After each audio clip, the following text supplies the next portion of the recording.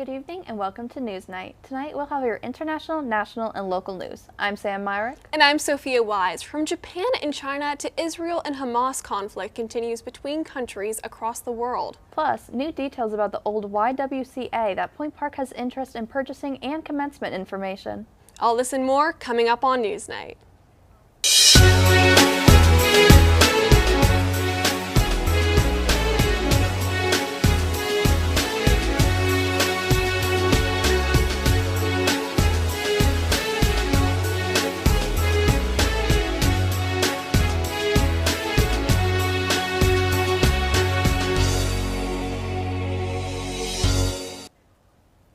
Last Saturday, 120 injuries occurred at protests in Mexico City. Of the injuries, 100 were police officers. Additionally, officers arrested 20 people. The protesters, mostly Gen Z, follow a trend of younger generations protesting in many different countries this year. In Mexico City, people are protesting systemic corruption, the president's current government, and violent crime. References by the protesters include the assassination of Mayor Carlos Manzo, who was known for standing against cartels and violent crime groups. President of Mexico, Claudia Sheinbaum, denounces the protests and still has a 70% approval rating for her presidency. On Tuesday, President Donald Trump welcomed Saudi Arabia's Crown Prince Mohammed bin Salman to the White House. During their conversation, reporters asked Trump about the assassination of Saudi Washington Post journalist Jamal Khashoggi. Trump responded, quote, "Things happen," end quote. In addition to this conversation, Trump has also mentioned that during this meeting, he wants to convince bin Salman why Saudi Arabia should be forming relations with Israel. Prior to meeting bin Salman, Trump stated that he would like to sell F-35 fighter jets to Saudi Arabia as well. This is despite the many concerns of national security being threatened in the case of China, a close ally to Saudi Arabia, potentially gaining access to the U.S. weapon system. Other topics for the visit include plans for Saudi Arabia to invest in U.S. artificial intelligence. There are many items on the agenda for bin Salman's visit, leading to an eventful meeting between him and the president. Japan's new Prime Minister, Sanae Takahashi, is making excessive threats to China among a Chinese use of force on Taiwan. Takahashi, the first female Prime Minister of Japan, says a naval blockade or any other attack on Taiwan would prompt a Japanese military response, saying, quote, "If it involves the use of warships and military actions, it could by all means become a survival-threatening situation," end quote. These comments are more excessive than the Prime Ministers in service before her. She is an avid supporter of Taiwan, but sees any moves made by China as an accelerating threat. Along the lines of conflict, another one that continues to take place is the Israel-Hamas war. Reporter Kalyan Winder gives an update on how the possible ceasefire could be in jeopardy. Kay? A flare of violence from Israel could jeopardize the Israel-Hamas ceasefire as 25 Palestinians were killed in the Gaza Strip after a barrage of airstrikes. The Hamas-run health ministry saying it was one of the deadliest attacks since the ceasefire was put into place. The ceasefire agreements between Israel and both Lebanon and Gaza came into effect 5 weeks ago. However, there have been sparse incidents of drone strikes across both areas, killing more than 280 Palestinians and 100 civilians in Lebanon since then. Israel's Prime Minister Netanyahu previously stated that the war, quote, "has not ended," and claiming Hamas has opened fire on IDF soldiers breaching the agreement. Hamas urges Israel and the U.S. to honor its stated commitments to the agreements and stress that it will not give up its weapons without a Palestinian state amid talk of different resolutions made by the UN. In California, a father and his 7-year-old daughter are dead after being swept into the ocean by several large waves. On Friday, Yuji Hu of Calgary, Alberta, Canada, was in the ocean with his family in Monterey County near the Rocky Point restaurant. The mother, who tried to reach out for him and their daughter, was also swept into the water, but she was rescued along with the couple's 2-year-old. The father was given CPR and was taken to the hospital after being hit with waves that were 15 to 20 feet high. Despite the rescue efforts, Hugh was later declared dead. The 7-year-old daughter was reported missing on Friday, but her body was later found on Sunday by rescuers, half a mile north of the location of the incident. The mother is still in the hospital recovering from mild hypothermia, and she is in stable condition.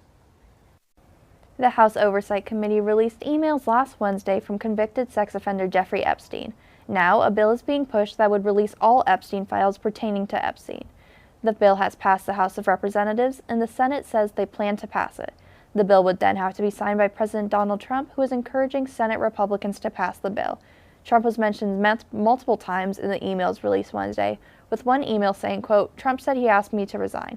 Of course he knew about the girls, as he asked Ghislaine to stop," end quote. If the bill passes, all files relating to Epstein would be released within 30 days. Saturday, immigration enforcement surges began throughout North Carolina. On Tuesday, it was officially confirmed that enforcement made its way into Raleigh, the state's capital. Already, over 130 arrests have been made, with citizens voicing their disapproval. Crime within the Raleigh area has also been down since August by at least 20%. For now, it is unclear how low federal immigration enforcement will remain in Raleigh and the surrounding area. Coming up, we'll have an exclusive interview with Point Park's administration to discuss their recent interest in purchasing the YWCA building. Don't go anywhere.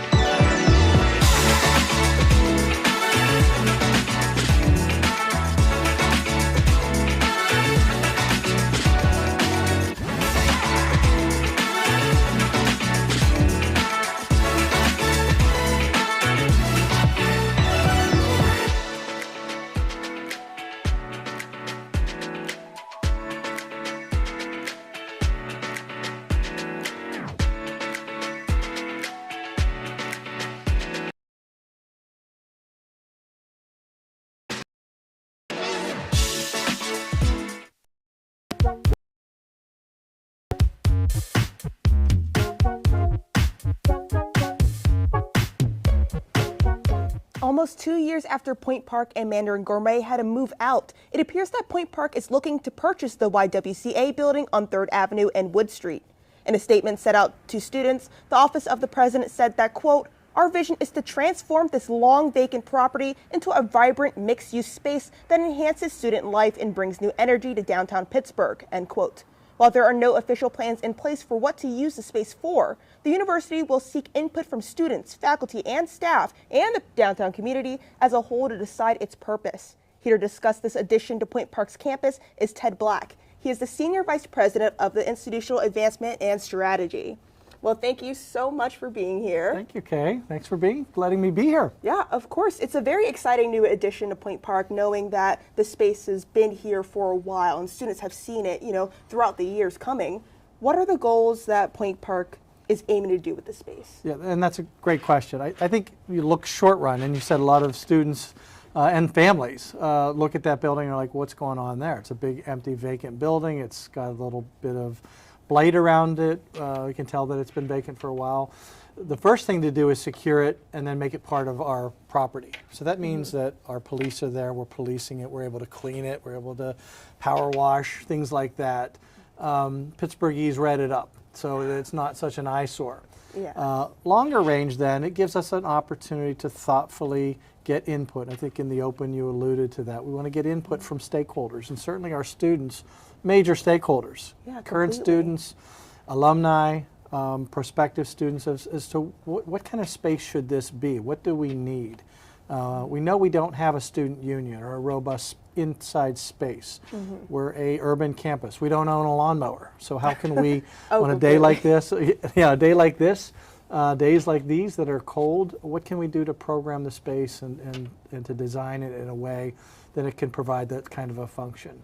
And then the other big picture need that we have is student housing. We ran out of our own student housing this year, and as I'm sure some of your viewers and maybe some of your friends were in the Wyndham Hotel. Yeah. So we definitely have a need.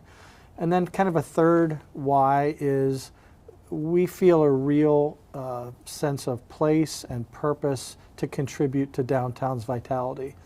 And a building like the YWCA, in many ways, a university and Point Park in particular, is really the only end user. It's a really weird building. I mean, it operates great in its day as a rec center, but we really don't have any of those downtown anymore. And so who can even occupy that space? And it really lends itself to those functions that I just alluded to. Yeah, completely. And like you speaking on that, how does that play into the actual Pioneer Vision 2030, the downtown revitalization? Like, again, we don't have spaces like these. I think the closest thing students have are the student center, which we have spaces and TVs, but how will this profit not only students but everyone in the community through this vision? Great, another great question. You're knocking them out of the park today, so thank you. When we say community, it can mean a couple different things. You have the Point Park community, students, staff, faculty, and then we have the neighborhood community, the downtown Pittsburgh community. We want to design it and program it in a way that engages both of those. Whether it is, when you say retail, you think, clothing store, things like that. I don't think that that's going to be the purpose, but think of things like maybe a quick service restaurant. We used to have 3 or 4 McDonald's downtown and a Wendy's, and we don't have any fast food. We miss it. Quick service, or it's not fast food; it's good food fast. But we don't have that, and so that would be something for an opportunity for the community, Point Park, and the greater community to participate in. We have programming that comes from our Center for Civic and Community Engagement. What great opportunity to have community space there. And it's a really interesting building. It's going to be a fascinating process because, and we won't use it, but just to give you this way, I don't think, but below street level, there's a full court basketball court down there, just to give you a sense of the space. So Okay. yeah, I know, yeah, all right. And a pool. So I don't think we're going to do either of those. So we're not going to have a swim team, certainly not going to have a diving team, but what do you do with that space? And then we're confronting early questions. Can you build on top of it? Is it engineering possible and financial to build on top, or do you dig down and start from scratch? And again, back to give you a sense of size of that building, if the building evaporated tomorrow, you would look down at a 65-foot hole, because there's about 4 stories below grade. Wow, this seems But it's great opportunity. that's like a very intense building, Yeah. and like building upon that, the timeline. So you guys acquired this. I bet there were other investors that wanted to get this building, as it's such a hot spot, but it is a large space. So what was the process acquiring this building, and when do you think renovation will be done once you guys get input of everything? Are you guys looking for 2030, for longer maybe? Yeah, we don't have a specific answer. So where we are in a process is we've signed a letter of intent that gives us a period of due diligence. So what you typically do in that with any kind of transaction, it gives you time to say what's in here. What is the engineering of the building? So you'd bring engineer, what's the structural strength of the building and what's in there to decide whether or not you want to go forward. So we have a period where we'll go through the due diligence and answer some of those questions, because we're not really familiar with it other than a couple walkthroughs. And so the timeline then would be it's a yes, no. No, we don't want to do it because something was in there that was really scary or whatever, so we don't do it. But assuming that that's not the case, and I don't think it will be, then we will start to engage developers. We'll talk to construction companies. We'll get a sense of what would it cost to do different things. We'll get different visions. We'll get input from different stakeholders, start to develop some cost estimates of what this will be, and then to start to figure out how you go about paying for it, financing, build your capital stack. That process will take the better part of a year, could take longer. And then once you put shovels in the ground and you start to build for a project of this size, that process usually takes 2 years rather. So your 2030, 2029 would probably be pushing the fast side of it. 2030 is probably more realistic, assuming all things go the way they should, which they never do. Honestly. And my last quick question, this can be a yes or no. The people want to know, will she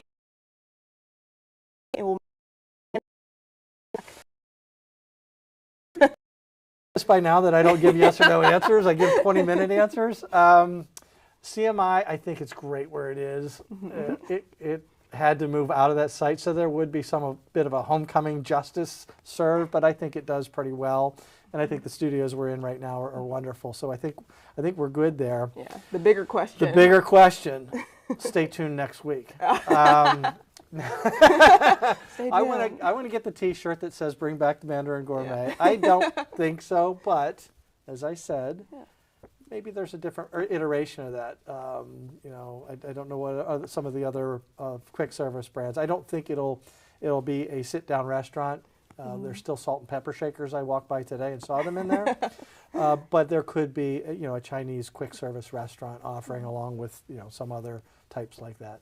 All right. Thank you. Tune in and stay tuned for Man and Gourmet.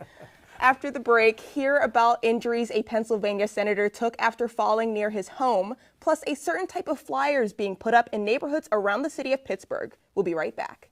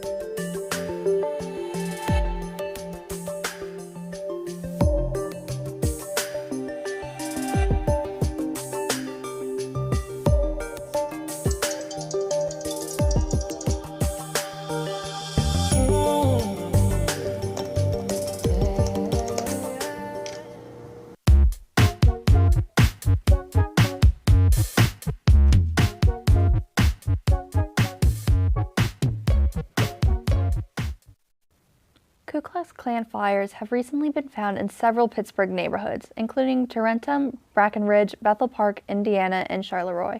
Flyers were found on a residence lawn in Indiana, while flyers were found posted across 9th Avenue in Tarentum. Local residents found the flyers early Saturday morning. Local police have asked Tarentum residents to look at camera footage from doorbells in hopes of catching the suspect who hung these hate flyers. The flyers contain hateful, racist messages, as well as addresses giving meeting locations in hopes of recruiting new members. The flyers even contain messages saying people can, quote, sleep soundly because the Klan is awake, end quote, in hopes of gaining attraction as a neighborhood watch. Pennsylvania Senator John Fetterman is back home from the hospital after suffering injuries from a fall. This past Thursday, Fetterman fell near his home in Braddock while he was taking an early morning walk. Doctors at a UPMC hospital diagnosed Fetterman with a ventricular fibrillation flare-up, a condition that causes the heart's lower chambers to quiver and a lack of blood circulation. According to a spokesperson for Fetterman, this led him to feel lightheaded and he fell to the ground while sustaining injuries to his face. In a post on X, formerly Twitter, Fetterman stated that he had to get 20 stitches and mentioned, quote, grateful for UPMC for the incredible medical care that put me back together, end quote. All of this happening 3 years after Fetterman suffered from a stroke during his race for the Senate in 2022 that led him to be diagnosed with cardiomyopathy. Market Square is under construction, but a new initiative is keeping the local restaurants alive amid major construction. Reporter Carson Berg has all the details. Carson? The ongoing construction in Market Square has been slowing down foot traffic for months, and the businesses here are suffering. Plates and Perspectives is a new initiative launched by Turner Wilson that's aiming to bring these restaurants more business and sales, while also giving some Pittsburgh artists some recognition and exposure.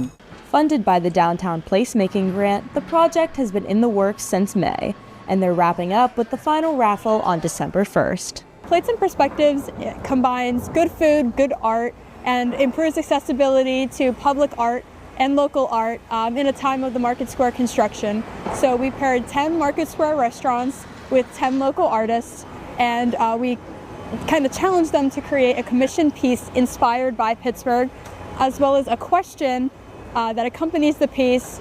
Seeing the arts as a cornerstone of the downtown community, Wilson was inspired to use the grant money to create Plates and Perspectives. Working downtown, you see it's really a hub of arts and culture. So going around and the Three Rivers Arts Festival being here and all of the galleries being here, I wanted to do something to contribute to what downtown means to the art scene. The artists themselves had to create a piece that would make sense in their assigned restaurant. The owner of the Oyster House, we met and we talked about what she would want. Through our conversation, the Oyster House is celebrating the 155 years, and so she wanted it to look like nostalgic. And that's how we came up with the concept of having the bar full of maybe like 1930-ish looking people. Winners from the first two raffles received merchandise and gift cards from their respective restaurants. Those who will win the upcoming giveaway will go home with the artwork itself. The project runs until December 1st, and we will be giving away free local art. And all you have to do is visit one of our restaurants, scan the QR code, enter to win. With the north side of Market Square being just about finished, now is the perfect time to come and visit. However, November is the final month to enter a raffle to win these pieces of art, so don't wait too long. I'm Carson Berg, reporting for Entertainment on Point. The festivities are beginning, and Pittsburgh kicked off the season with its 110th annual Christmas tree coming into the Steel City. A 40-foot Norway spruce tree was cut from Leslie Park in Lawrenceville and brought in on Saturday. It is located outside the City County building on Grant Street. This past Sunday, it was decorated and now holds 90 ornaments, one representing each of the city's neighborhoods. Ed Gainey told WTAE, quote, "Lighting the city of Pittsburgh's Christmas tree is one of our city's most cherished traditions, and I'm proud to help carry it forward into its 110th year. This tree stands as a symbol of the joy, unity, and resilience that defines Pittsburgh, a city built on community and care for one another," end quote. The tree will be lit this Saturday at 5 p.m. to kick off the city's Highmark Light Up Night festivities.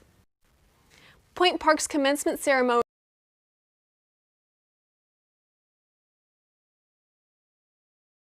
at the Peters announced this past Wednesday was emailed to the student body from the president's office, and also confirmed that the ceremony will be moved to May 8th. In the email, Brusalis wrote that the move would, quote, align us more closely with a traditional academic schedule and give students greater flexibility to visit with family, travel, pursue work or internships, or take additional classes before spring begins, end quote. More details on commencement activities will be sent out in the coming months. We are going to take a quick break. Some Bob Ross paintings are selling and being auctioned off to raise money. Plus, your weekly Pittsburgh weather updates. We'll return shortly.